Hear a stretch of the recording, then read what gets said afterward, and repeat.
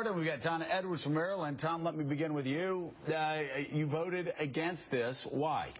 I just thought it was a losing strategy. There was, I listened to the commander-in-chief. I want to support a commander-in-chief in a time of war, but as a former Army captain and talking to a lot of the other vets that serve, it was just something that we felt we needed to talk about more about how to go in there. Needed more of a debate. If you're going to destroy them, you got to destroy them, and I didn't think this was the way to do it. Right. You also asked the question, how did arming the Syrian rebels, how did that turn from fantasy to strategy? I don't know, and as has been said on this show already today, the experiment has been tested a little bit at this point over the last year with very poor results. So to do it at a larger scale, with the president saying there's not going to be any boots on the ground in Tampa the other day and elsewhere, I just couldn't support it at this point. I would say you both don't want to see boots on the ground, but Representative Edwards, what's the hope in arming the Syrian rebels? Have you been given any tangible evidence or intelligence that shows that this could be a strategy that works? Well, actually, the reason I voted against it is because I'm not quite convinced on the Syrian end. I mean, I have absolute confidence that the president has outlined a strategy with respect to Iraq that can work.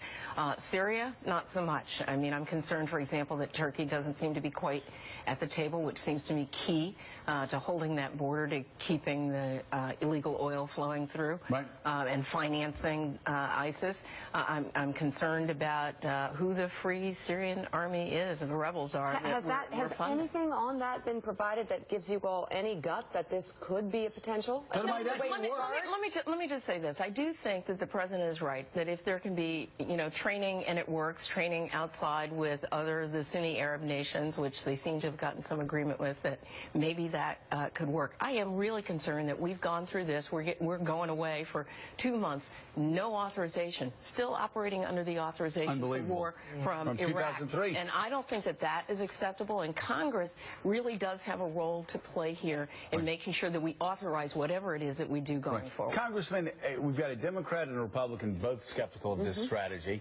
and the Congresswoman said something that I know people in my past district, probably your district, are saying too. Hey, buy-in. If Turkey's not bought in, if a lot of other nations across the Middle East aren't bought in, why should we go back over there again and fight their fight? Absolutely. I agree with everything that Donna said. I think that if you get a new authorization, maybe in December when we get back to talk about Syria, then we'll be able to shore up those countries to get the buy-in. And, but as of right now, you asked about who these Free Syrian people are. We have in the Intelligence Committee over the last year tried to get to know them a little bit, but I can tell you that, I am nowhere nearer to be comfortable than I was a year ago. It still sounds like fantasy to me. I mean, we've got a choice right now. It's a terrible choice between Assad and ISIS.